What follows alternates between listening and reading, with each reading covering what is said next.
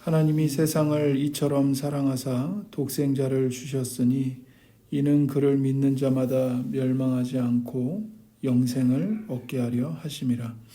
하나님이 그 아들을 세상에 보내신 것은 세상을 심판하려 하심이 아니요 그로 말미암아 세상이 구원을 받게 하려 하심이라. 아멘. 하나님께서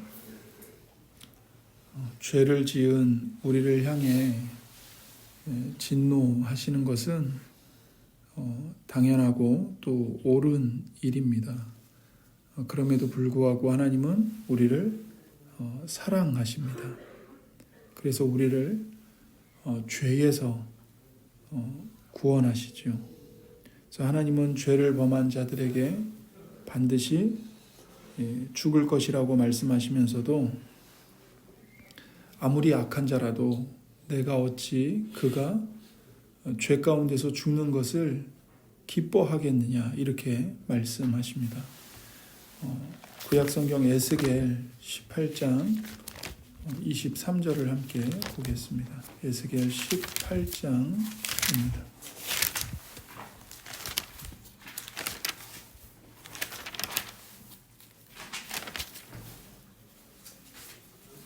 구약 1176쪽에 있습니다. 1176쪽 에스겔 18장 23절입니다. 함께 읽겠습니다. 주 여호와의 말씀이니라. 내가 어찌 악인이 죽는 것을 조금인들 기뻐하랴. 그가 돌이켜 그 길에서 떠나 사는 것을 어찌 기뻐하지 아니하겠느냐. 이게 하나님의 본심입니다. 하나님은 의로운 재판장이시기 때문에 우주의 재판장으로서 공의를 시행하셔야 합니다. 그렇기 때문에 죄를 범한 죄인들, 악인들에게 그 죄에 해당하는 사형, 형벌을 내려야 하죠. 그러나 하나님은 악인이 벌을 받아 죽는 것을 조금도 기뻐하지 않으십니다. 오히려 죄를 범한 자가 죄에서 돌이켜서 하나님께로 돌아와서 용서를 받고 생명을 받고 사는 것을 기뻐하시죠. 그래서 하나님은 진노 없이 사랑하시는 것이 아니라 진노하심에도 불구하고 사랑하십니다. 그러니까 하나님은 공의를 폐하면서 사랑하시는 게 아닙니다.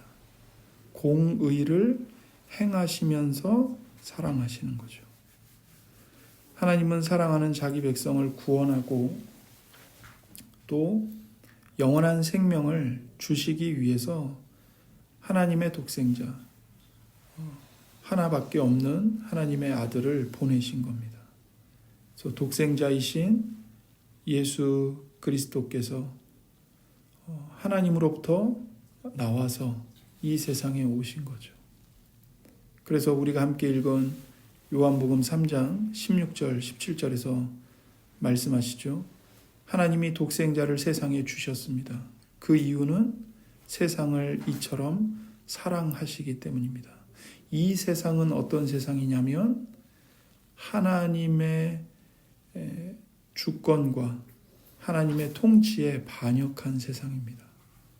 하나님으로부터 모든 좋은 선물을 은혜로 다 받았음에도 불구하고 하나님의 얼굴에 침을 뱉은 세상입니다. 그런데 그 세상을 하나님은 포기하지 않고 여전히 이처럼 사랑하사 독생자를 보내주신 겁니다. 예수님을 믿는 자마다 멸망하지 않고 영원한 생명을 주시려고 보내신 거죠. 그래서 하나님이 그 아들을 세상에 보내신 것은 세상을 심판하고 멸망하게 하시기 위함이 아니라 예수 그리스도께서 십자가에서 흘리신 피와 예수님의 대리속죄의 그 죽으심으로 말미암아 세상이 용서를 받고 하나님께로 돌아와 구원을 받게 하시기 위함이었습니다. 그래서 독생자이신 예수 그리스도는 하나님으로부터 나신 하나님의 아들이십니다. 그러니까 아들 하나님이십니다. 또한 예수님 스스로가 하나님으로서 신성을 가지시고 스스로 존재하시는 분이시고 영원하신 분이시며 전지전능하시고 변함이 없으시고 무한하신 한계가 없으신 하나님이시죠. 그래서 성부 하나님께서는 성자 하나님을 우리에게 보내사 우리를 구원하실 계획을 세상을 창조하시기 전부터 세우셨던 겁니다. 그래서 아담이 첫 번째 죄를 범하자 하나님이 뱀을 저주하시면서 구원의 약속을 선언하신 거예요. 창세기 3장 15절입니다. 창세기 3장 15절입니다.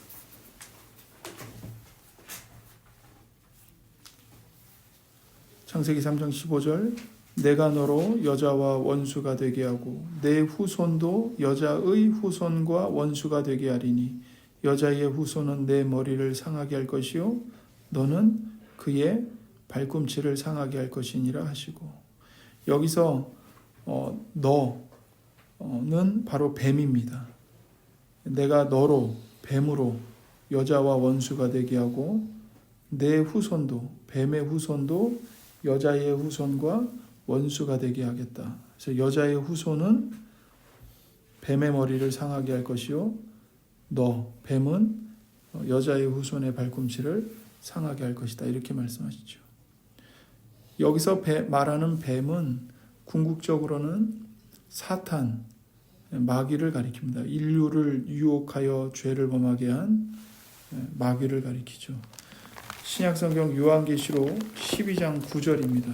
성경의 맨 끝에가 요한계시록인데요.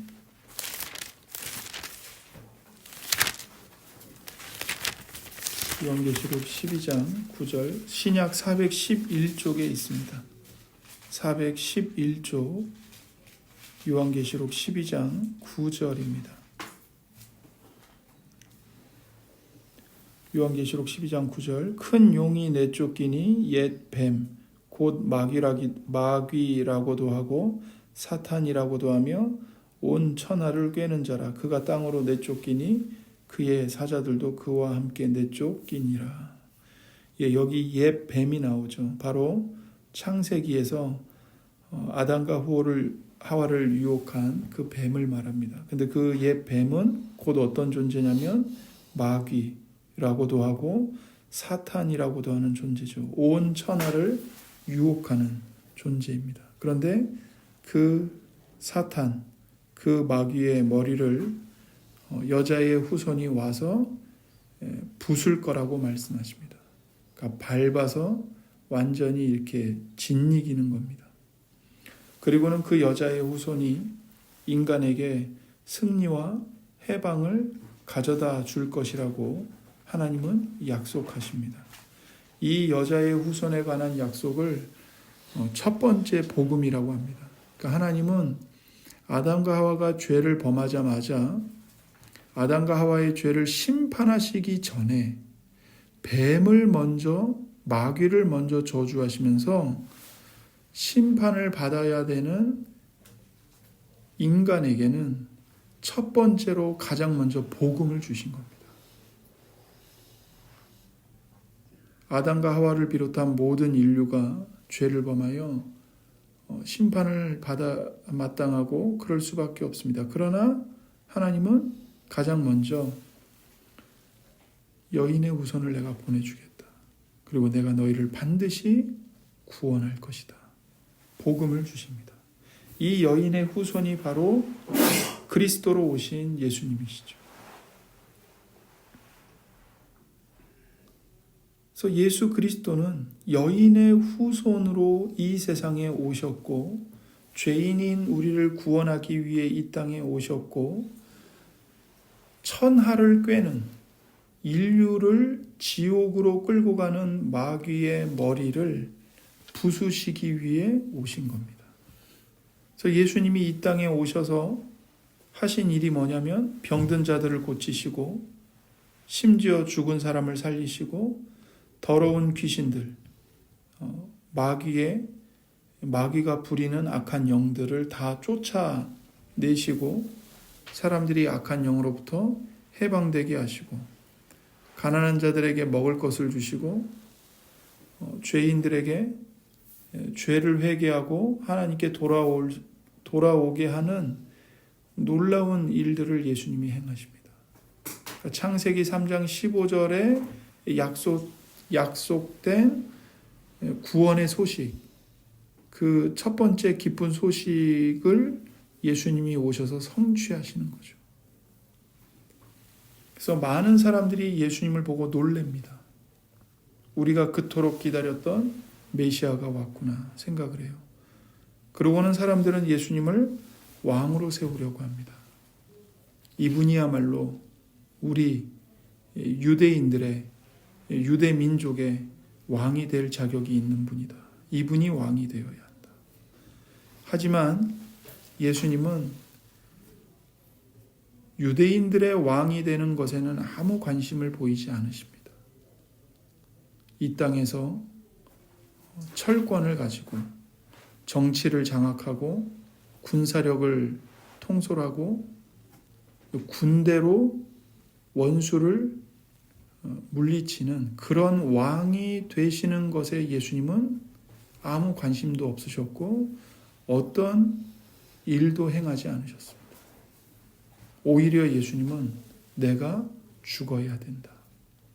당신이 죽으실 것을 예언하셨고요. 더 나아가 이 땅에 내가 온 이유는 너희들을 위해 죽기 위해서 왔다. 이렇게 말씀하십니다. 신약성경 마태복음 20장 28절입니다.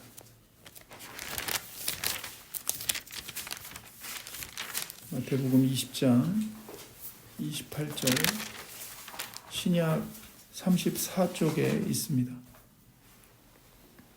마태복음 20장 28절 인자가 온 것은 섬김을 받으려 함이 아니라 도리어 섬기려 하고 자기 목숨을 많은 사람의 대속물로 주려 함이니라. 예. 인자는 예수님 자신을 가리키시는 거죠. 예수님이 오셨습니다. 왜 오셨습니까? 무엇을 위해서요? 자기 목숨을 많은 사람의 대속물로 주시기 위하여. 사람들의 섬김을 받으시기 위해 오신 게 아니라 도리어 사람들을 섬겨주시려고 오신 겁니다. 그리고 사람들의 대속물, 그러니까 죄값으로 주어야 하는 이 속죄 제물로 죽으시기 위해서 오신 거죠. 그래서 요한복음 10장에 가시면 요한복음 10장 14절에서 15절입니다. 요한복음 10장 14절에서 15절 신약 163페이지에 있습니다. 163쪽에 요한복음 10장 14절에서 15절 나는 선한 목자라 나는 내 양을 알고 양도 나를 아는 것이 아버지께서 나를 아시고 내가 아버지를 아는 것 같으니 나는 양을 위하여 목숨을 버리노라. 예수님이 이 땅에 우리를 구원하시기 위해 선한 목자로 오셨는데 선한 목자로 오신 예수님이 이 땅에 오셔서 양을 위하여 즉 우리를 위하여 행하시는 일이 있습니다. 그게 뭐냐면 자기 목숨을 버리는 겁니다. 죽으시는 거죠. 당시에 예수님을 따르던 사람들은 이 말씀을 이해할 수가 없었습니다. 예수님과 함께 3년 동안 먹고 자고 예수님을 따라다녔던 제자들조차도 예수님의 이 죽으셔야 한다는 말씀을 받아들일 수가 없었습니다. 그래서 마태복음 16장에 가면 마태복음 16장 22절에 신약 27쪽에 있습니다. 27쪽에 마태복음 16장 21절부터 보겠습니다. 21절, 22절, 16장 21, 22절.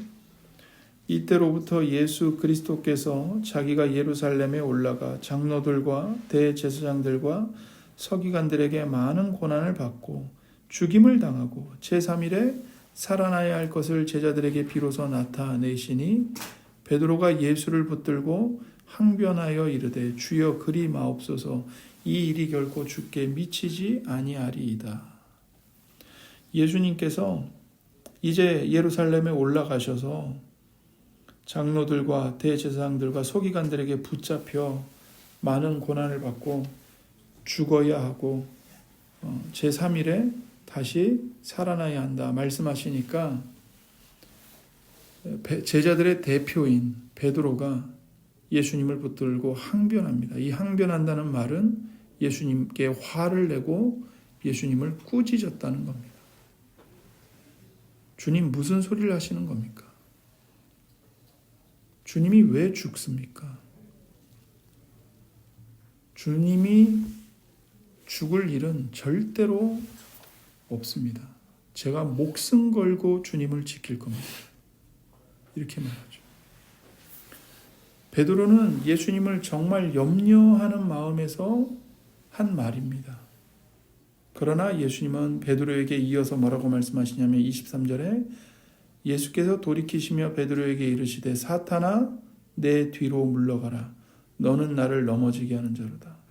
네가 하나님의 일을 생각하지 아니하고 도리어 사람의 일을 생각하는도다 하시고 베드로에게서 예수님이 돌아서셨습니다. 더 이상 베드로의 얼굴을 안 보시는 겁니다. 그리고는 뭐라고 말하냐면 베드로를 향해 사탄이라고 말합니다. 내 뒤로 물러가라. 너는 나를 넘어지게 하는 자로다. 너는 지금 하나님의 일은 안중에도 없고 오직 사람의 일만 생각을 하는구나. 이렇게 말씀하세요. 그러니까 예수님은 죽으셔야만 하는 겁니다. 예수님의 죽음을 가로막는 자는 그 자가 아무리 베드로라 할지라도 예수님께는 사탄과 다를 바가 없는 거죠. 하나님의 뜻을 가로막는, 하나님의 뜻을 거역하는 악한 자인 것입니다. 이 정도로 예수님은 당신이 이 땅에 죽으러 오셨다는 것을 강조하셨고 중요하게 여기셨습니다. 예수님이 말씀하신 대로 예수님은 십자가 형벌을 받아 죽게 됩니다. 예수님은 하나님의 뜻을 따라 십자가에서 죽으신 것이지만 예수님을 미워하고 시기하던 그 유대인 지도자들에 의해서 빌라도의 손에 넘겨졌고 또한 동시에 예수님을 왕으로 세우려고 했던 군중들, 그런데 예수님이 왕이 되기를 거부하자 예수님께 배신감을 느낀 그 군중들이 예수님을 빌라도의 손에 넘겨주게 됩니다. 그러니까 예수님을 미워하던 유대 지도자들과 예수님께 배신감을 느낀 군중들, 그들이 합세해서 예수님을 이방인인 빌라도의 손에 넘겨주었고 빌라도는 예수님을 십자가 형벌에 죽도록 넘겨주죠. 그래서 시편 2편에 예언된 대로 유대인과 이방인이 하나님의 백성과 하나님을 알지 못하는 이방 사람들이 합세하여 하나님의 메시아인 예수님을 죽입니다.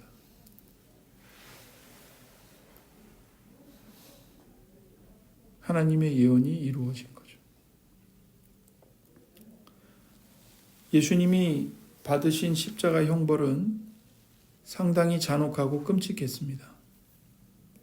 십자가에 못 박히면 그 자리에서 바로 죽는 게 아닙니다. 오랜 기간 동안 가혹한 육체적 고통을 받도록 십자가는 설계되었습니다. 차라리 그냥 바로 죽는 게 나을 정도로. 공개된 장소에서 실오락이 하나 없이 발가벗겨진 채로 못 박혀서 수많은 사람들에게 구경거리가 되고, 그래서 극한의 수치스러움과 모욕을 받도록 죽으며 집행되었습니다. 그래서 예수님께서는 십자가에 못 박히시기 전에 살이 찢어지는 그 채찍질을 당하시고 십자가에 못 박혀서 이제 확실한 육체적 죽음을 당하십니다. 예수님의 죽음은 어쩔 수 없는 것이 아니었습니다. 오히려 그분은 죽음을 선택하신 겁니다. 요한복음 10장 17절에서 18절입니다. 요한복음 10장 17절에서 18절 말씀입니다. 내가 목숨을 버리는 것은 그것을 내가 다시 얻기 위함이니 이로 말미암아 아버지께서 나를 사랑하시느니라. 이를 내게서 빼앗는 자가 있는 것이 아니라 내가 스스로 버리노라. 나는 버릴 권세도 있고 다시 얻을 권세도 있으니 이 계명은 내 아버지에게서 받았노라 하시니라. 이루어진 현상은, 눈에 보이는 모습은 예수님을 미워하고 예수님께 배신감을 느낀 사람들이 예수님을 죽인 것처럼 보이지만, 실상은 예수님이 스스로 목숨을 버리는 것을 선택하신 겁니다. 내가 내 목숨을 버리는 것은 이를 내게서 빼앗는 자가 있는 것이 아니라 내가 스스로 버리노라. 왜 스스로 버리십니까? 예수님의 아버지로부터 죽으라는 명령을 받으셨기 때문이죠. 이 계명은 내 아버지에게서 받았노라. 그러니까 예수님이 스스로 목숨을 버리시고 죽음을 선택하신 거예요. 그럼에도 불구하고 예수님께서는 십자가에 달리시기 전에 심하게 괴로워하셨습니다. 마태복음 26장으로 가면 예수님이 십자가 죽음을 앞두고 얼마나 고통스러워하셨는지 그 모습이 나옵니다. 26장 39절입니다. 마태복음 26장 39절 47쪽에 신약 47쪽 26장 39절입니다. 조금 나아가사 얼굴을 땅에 대시고 엎드려 기도하여 이르시되 내 아버지여 만일 할만하시거든 이 잔을 내게서 지나가게 하옵소서.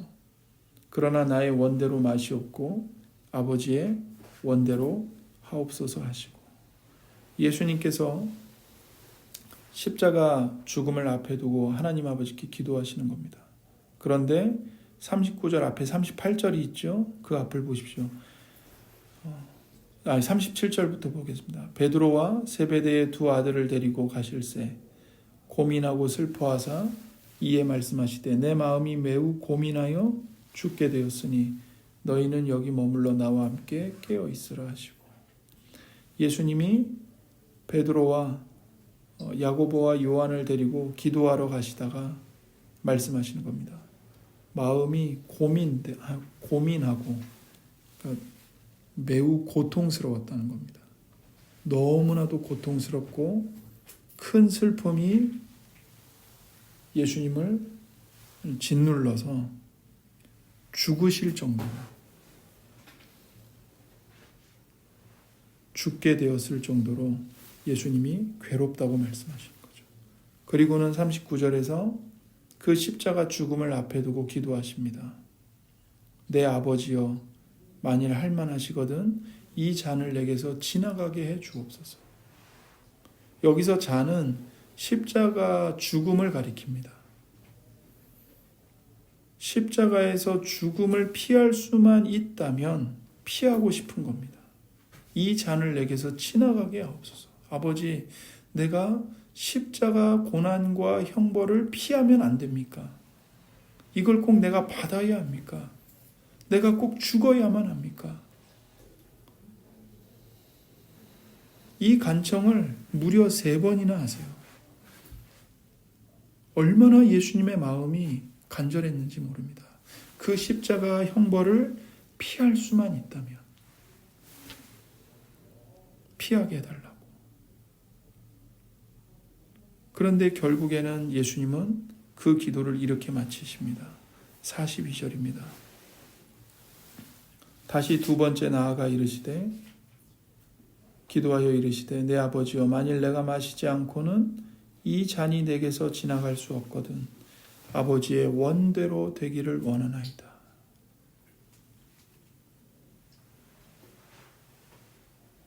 십자가의 잔을 피하게 해달라고 정말 몸부림치며 기도하신 예수님이 결국에는 아버지께서 주시는 잔을 마시겠다고, 아버지의 뜻대로 되기를 원하고 아버지께 순종하겠다고 말씀하십니다. 예수님이 이 십자가의 잔을 피할 수 있게 해주십시오. 3번이나 간절하게 기도하셨을 때 성부 하나님께서는 예수님의 기도를 거절하십니다. 거절하세요. 안 된다. 너는 십자가의 잔을 받아 죽어야 한다. 그리고 예수님은 그 십자가에서 죽는 것을 너무나도 두려워하셨습니다. 예수님이 가장 두려워하셨던 것은 물론 육체의 고통도 두려워하셨습니다. 그러나 예수님께서 정말 당하신 고통은 육체의 고통보다 훨씬 더 큰 것이었습니다. 그게 뭐냐면 영원하신 아버지 하나님으로부터 버림을 받는 거였습니다. 그래서 마태복음 27장 46절을 보시면 마태복음 27장 46절입니다. 마태복음 27장 46절 제9시쯤에 예수께서 크게 소리질러 이르시되 엘리 엘리 라마 사박다니 하시니 이는 곧 나의 하나님 나의 하나님 어찌하여 나를 버리셨나이까 하는 뜻이라. 예수님이 십자가에 아침 오전 9시에 못 박혀서 오후 3시가 되자 그러니까 6시간이 지나자 예수님께서 크게 소리를 질러 하나님께 기도하신 겁니다. 엘리 엘리 라마 사박다니. 무슨 뜻이냐면 나의 하나님 나의 하나님 왜 나를 버리십니까? 이거예요. 이게 예수님의 가장 큰 고통이었습니다. 하나님으로부터 버림받는 것. 하나님께서 자기 아들 예수님을 버리셨습니다. 영원전부터 예수님은 성부와 함께 하셨어요. 성부는 영원전부터 성자와 함께 계셨습니다. 세상을 창조하시기 전부터 그 영원 가운데 아버지와 아들은 최고의 기쁨과 열정으로 사랑하시고 기쁨을 충만하게 누리셨습니다. 예수님은 이 땅에 인간으로 태어나셔서 사실 때에도 예수님은 어떤 죄도 짓지 않으셨어요.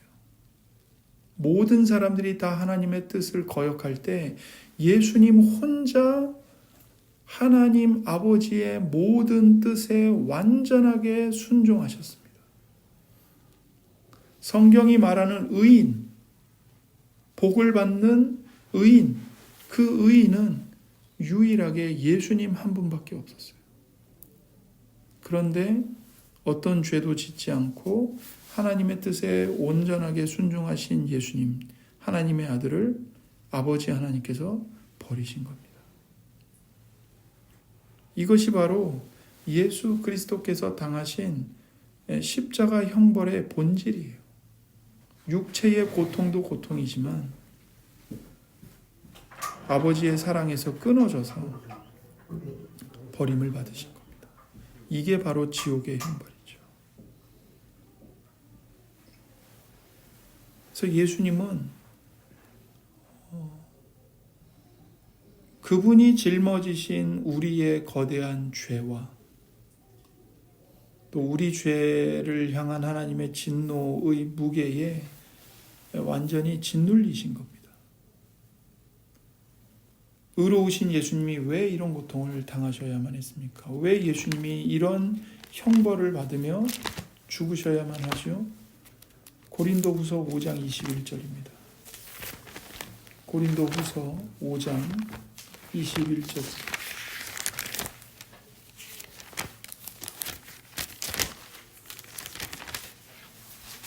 고린도후서 5장 21절.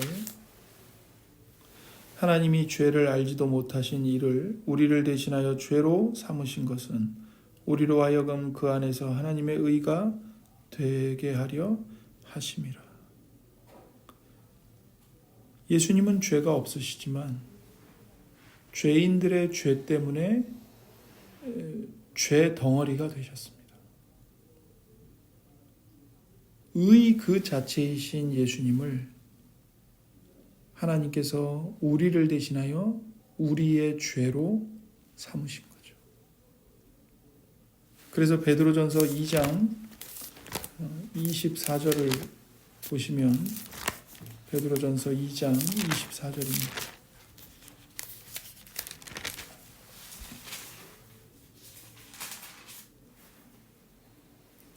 베드로전서 2장 24절. 친히 나무에 달려 그 몸으로 우리 죄를 담당하셨으니 이는 우리로 죄에 대하여 죽고 의에 대하여 살게 하려 하심이라. 그가 채찍에 맞음으로 너희는 나음을 얻었나니. 예수님께서 우리의 죄 그 자체가 되셔서 친히 나무에 달려 그 몸으로 우리 죄를 담당하셨습니다. 성부 하나님은 자기 아들을 우리의 죄를 대신하여 버리신 겁니다. 우리의 죄를 향해 타오르는 하나님의 의와 진노를 예수님께 대신 쏟아 부으신 거죠. 이것이 바로 하나님이 세상을 이처럼 사랑하사 독생자를 주셨다는 말씀의 의미입니다. 하나님은 의로운 재판장이시기 때문에 우리의 죄를 그냥 넘기실 수 없습니다. 그것은 불의한 일입니다. 하지만 하나님은 또한 죄인인 우리들이 죄 가운데서 영원히 멸망하는 걸 원치 않으십니다. 그렇기 때문에 우리를 살리시기 위하여 우리를 사랑하사 우리 대신 자기 아들을 죽이신 거죠.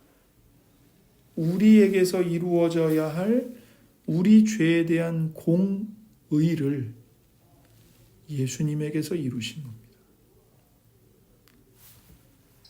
예수님이 대신 벌받아 죽으심으로써 말이죠. 그래서 예수님도 이 죽음을 억지로 하기 싫은데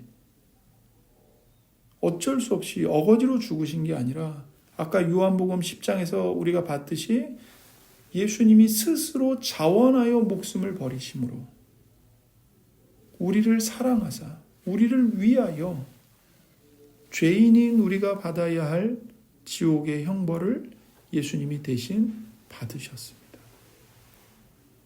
그래서 사도 바울은 로마서 5장 8절에서 이렇게 말합니다. 로마서 5장 8절입니다.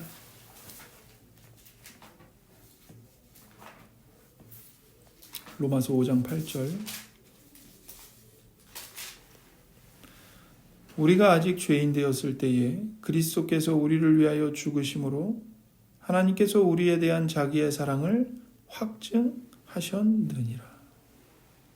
우리가 아직 죄인 되었을 때에,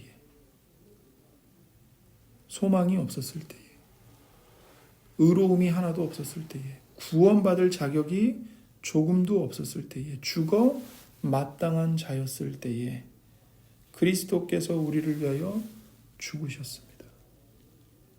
하나님께서 우리를 얼마나 사랑하시는지를 그리스도의 죽음을 통해 확증해 보여주신 겁니다.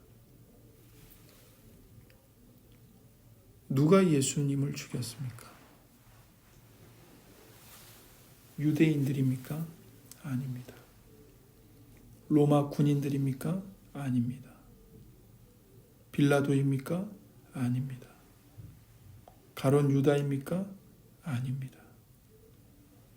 모두 아닙니다.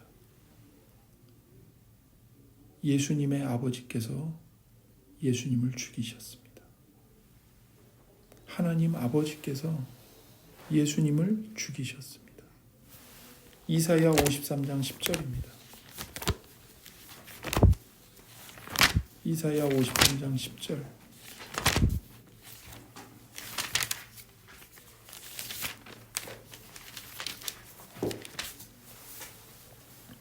(1034쪽에) 있습니다. 이사야 53장 10절. 여호와께서 그에게 상함을 받게 하시기를 원하사 질고를 당하게 하셨은즉 그의 영혼을 속건 제물로 드리기에 이르면 그가 씨를 보게 되며 그의 날은 길 것이요 또 그의 손으로 여호와께서 기뻐하시는 뜻을 성취하리로다. 여호와께서 그에게 상함을 받게 하시기를 원하사 질고를 당하게 하시고 그의 영혼을 속건 제물로 드리게 하셨습니다. 성부 하나님께서는 우리 같은 죄인들을 사랑하셔서 성자 하나님이 상함 받기를 원하셨습니다. 성자를 사랑하지 않으셨기 때문이 아닙니다. 성부는 영원전부터 최고의 열정과 기쁨으로 성자를 사랑하셨습니다. 성자께서 십자가의 저주와 고통을 당하실 때 하나님 아버지 역시 큰 슬픔 가운데 계셨습니다.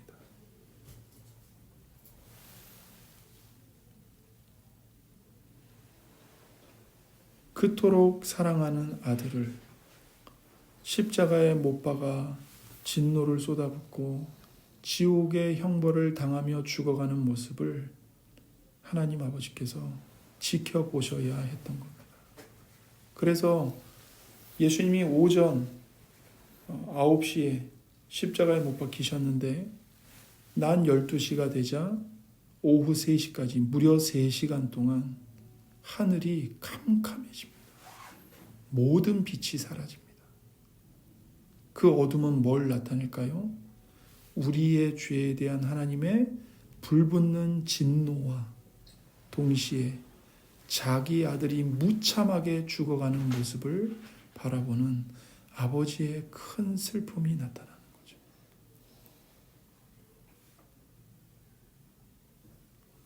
왜 하나님 아버지께서 영원부터 사랑하시고 기뻐하시는 자기 아들을 십자가에 못 박아 죽이셨습니까? 우리 때문입니다. 우리를 살리기 위해서. 성부 하나님과 성자 예수님은 사랑할 만한, 사랑받을 만한 자격이 있는 사람을 사랑하신 게 아닙니다. 착하고 말 잘 듣고 예쁘고 경건하고 의롭고 사랑이 많고 잘 순종하는 사람을 사랑하신 것이 아닙니다. 정반대로 죄인과 최악의 배신자와 위선자들을 사랑하신 겁니다.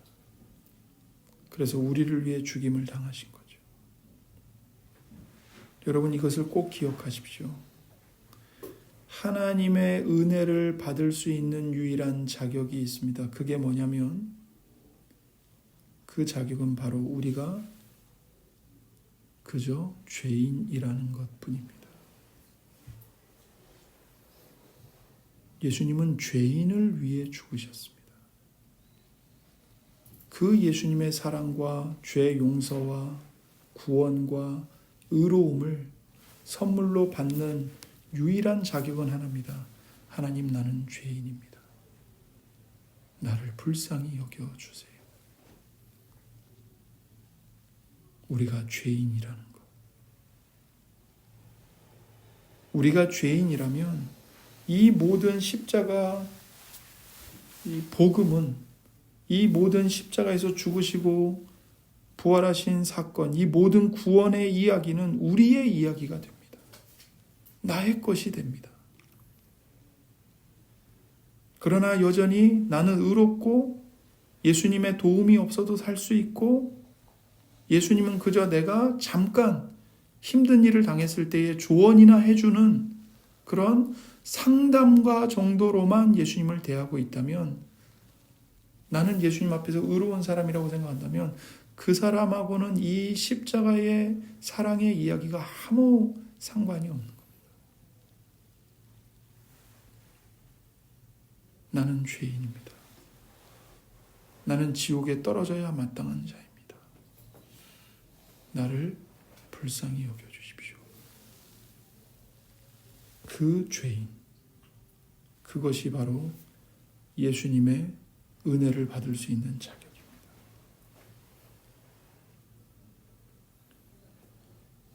그리스도 앞으로 나아오십시오.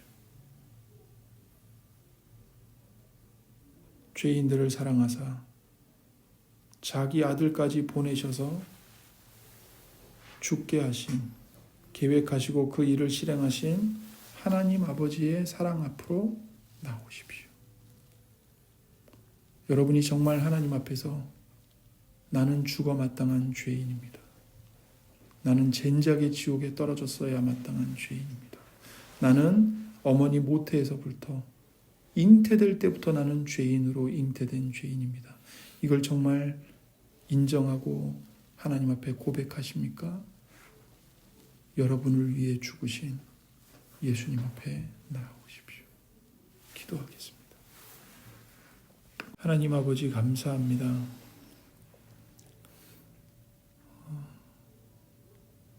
영원히 죽어 마땅한 죄인인 우리를 위하여 독생자이신 예수님을 이 땅에 보내시고 우리의 모든 죄와 하나님의 모든 의로운 진노를 예수님께 다 담당하게 하시고 예수님을 십자가에 죽이심으로 우리를 향한 사랑과 용서를 확증해 보여주신 아버지 하나님, 이 시간 우리에게 은혜를 베풀어 주시옵소서. 우리의 죄인됨을 알게 하시고 우리를 사랑하사 우리를 위하여 스스로 자기 목숨을 버리시고 스스로 저주를 받는 것을 자원하신 예수 그리스도 앞으로 한 사람도 남김없이 우리 모두가 예수님 앞에 나아가 예수님을 만나게 해 주시옵소서. 예수님의 거룩한 피로 우리의 모든 더러운 죄와 부패한 우리의 마음을 깨끗하게 씻어주시고 치료해 주시옵소서. 성령 하나님, 우리에게 살아있는 회개와 믿음을 선물로 베풀어 주시옵소서. 그 믿음으로 예수님과 하나 되게 하시고 예수님의 못자국 난 손에 붙들리고 우리도 온 마음을 다해 예수님의 못자국 난 손을 붙잡고 예수님을 따라가며 예수님과 함께하게 하여 주옵소서. 감사하며 예수님의 이름으로 기도드립니다. 아멘.